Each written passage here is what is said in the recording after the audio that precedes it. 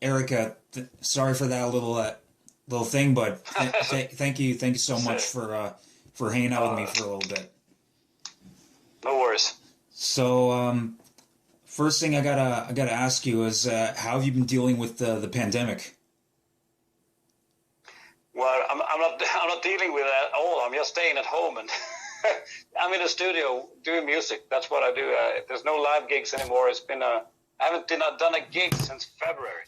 Yeah, yeah, same here actually. So, like, Yeah. you and I are both performing musicians. I haven't done one since February either. So Uh, well, it's it's a mess. yeah, it sucks, but we gotta live with it for the time being. So Yeah. hopefully it ends Well, soon. there's nothing to do about it. Yep, for sure. So I mean, obviously the biggest thing that you got going right now, you got a few things going on right now. The new Eclipse live album, Viva La VicTOURia, is out now, and it sounds killer. Did you handle the mixing and the production by yourself? Yeah. It's a super in-house production. I've mixed all the sound and the bass player. He did all the video editing. Okay, And nice. and it's actually the wife of a friend of the bass player who did the artwork. So everything is like super in-house. It's pretty fun. It's like a Nice, nice, it's very 2020. nice. So, Yeah. is it like you keep it all like in the family or DIY kind of thing? Yeah, we always done that. It started with that in the beginning. There was no budgets to do anything. It was like I played melodic rock and no label was interested and well, no people were interested to listen at all, to be honest. So that's how it started. The whole DIY, do-it-yourself approach started. And well, luckily for me, I learned it. I had no school of training audio at all, so I just learned it by myself, just playing around with different programs. In the beginning, I used like cracked programs, and then I started to get professional. And now I had this business. I Hmm. run a studio. I mix albums for a living. Nice. And Yeah, around second to none, that's when Frontiers came into the picture, yeah, and you've been with him ever since. yeah. We've been with them. We did it, but it feels like another lifetime. We were so young back then, and I mixed that record on my super old computer. It's like a computer I got from my dad. It's a leftover computer from his office. Oh So wow. yeah, that's how I mixed Second to None, and I had no idea how to mix anything. Oh So wow. it's like a demo.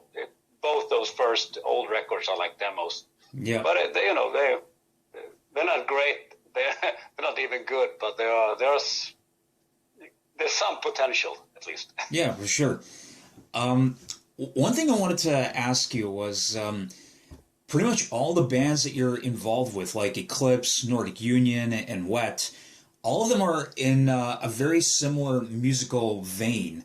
Was that a conscious decision to have all the bands that you're involved with sound similar to each other? No, well, I'm the writer in everything, and the songwriters tend to write the same song over and over again in different variations. And I think I'm just a good example of that, and or a bad example of that, depending on how you see it. But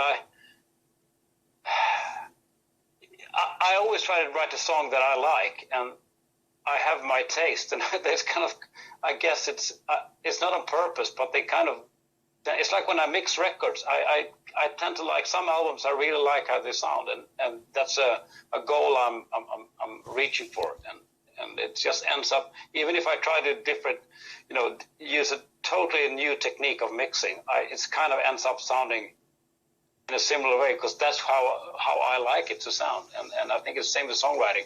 And you can take that as a bad thing or a good thing. I tend to see it as a good thing, because Hmm. it gives you a sound. If you can sound like anyone, you just, it's like there's no identity, and Right. I see it as an identity. I see.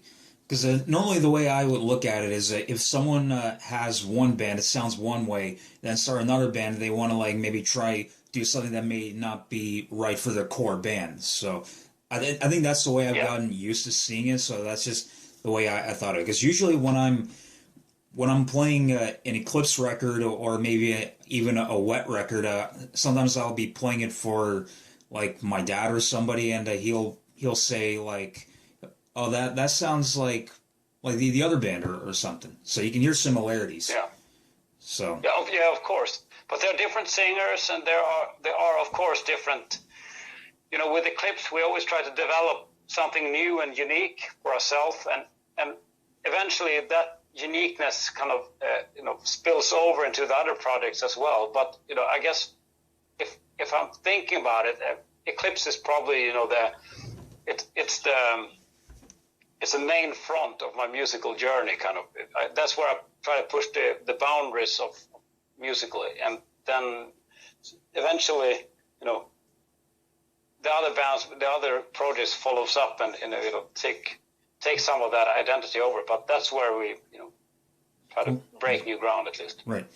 And in Eclipse, are you and Magnus sharing writing duties? Yeah, sure. We write most of the stuff together. And in Wet is in mainly, person. We don't send files. We meet up in the studio together. And in Wet is it mainly you? It's mainly me, yes. Okay, it's cool. Now, I wanted to touch on Nordic Union a little bit. Obviously, it's a tough time right now for Ronnie because of his cancer and all that. But he just announced he's doing a solo album. At the same time, do you think maybe a third album is possible? We have talked about it. There are no like super strict plans about it. We have talked about it. This everything boils down to his health, of course, and that's the most important thing. But let's see what happens. He at the moment he has not time on his side, to be honest. And but at the same time, he could have the worst, as he described it himself. It's like a volcano. You never know when it will erupt. It could be in tomorrow. It could be in 5 years. You never know. It's yeah, for sure. We wish you all the best for Ronnie. So Ronnie, if you're watching this, absolutely. We wish you the best. On the Wet side of things, the new album Retransmission is coming out in January, and the first single Big Boys Don't Cry dropped today. I heard it, and it's a killer. Yeah. It's a killer. I love it. Thanks. And when did the writing for this album start? I started somewhere after Christmas, I guess, in the beginning of the year. I started writing it, and I wrote a few songs here and there, and because Jeff was supposed to first. The original idea was to have it completed within May this year, but then we postponed it because Jeff had so much touring with the Sons of Apollo, and then when the coronavirus hit, everything came to a halt, and all of a sudden we had all this time, and Jeff could sing it, so that's kind of speeded up the delivery of the record. So I started writing, I guess during spring and early summer, I wrote most of the tracks. Nice. On the Earth Rage album that came out a couple of years ago, I noticed, and I think maybe also on Rise Up as well,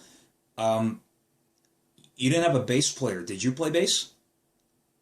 I play bass on those records, yes. I play bass on all the 3 records, except for this one. This one is Andreas Passmark is his name. Yeah. Yep. Cool. So, who is still on your bucket list to work with? Well, that would be probably a pretty long list, but the problem is they need to want to work with me as well. So I guess that kind of slows it down. Awesome. Yeah. So. I think I've had a lot of projects over the years. I think it's sometimes sometimes feels like it's so much songwriting, and sometimes I should just slow down a bit and just take a breath. Yeah. So, speaking about Eclipse right now, is the follow-up to Paradigm in the works? Yes, we are pretty far in the songwriting process. How many songs? It was supposed to be out already in the spring, but yeah, of course, because of the obvious reasons we have postponed it, because we actually want to tour after the release. I think that's one of the best things about releasing a new record. We can, especially nowadays when people want to go to a concert, when people when we go on tour, people will come to the shows, which is like, for us it's it's phenomenal. We are, we're honored that people will come to the shows. Yeah. And we would love to, we'll release a record, we want to go on tour. Exactly. I think that the way, so hopefully in the fall. Awesome. 21. Awesome. So I think that the way I kind of look at it is it's kind of a double-edged sword kind of thing. Yeah, it really sucks that the music world has been hit so hard and is still on pause. But at the same time, there's been a lot of bands that are kind of like messing up their live draw by like just over touring and all that.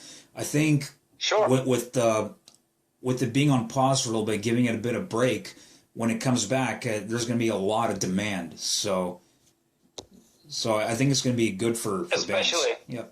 I talked about it earlier in another interview. It's like the whole genre, the whole music scene is having like a death sentence, and we are, but we survived it somehow. And now you just realize how much you miss living, and people take this for granted that we can go out, see live bands, and even meet each other at restaurants and just have a good time. And I think people will, hopefully, at least for some time, people will really appreciate doing that. Yep, for sure.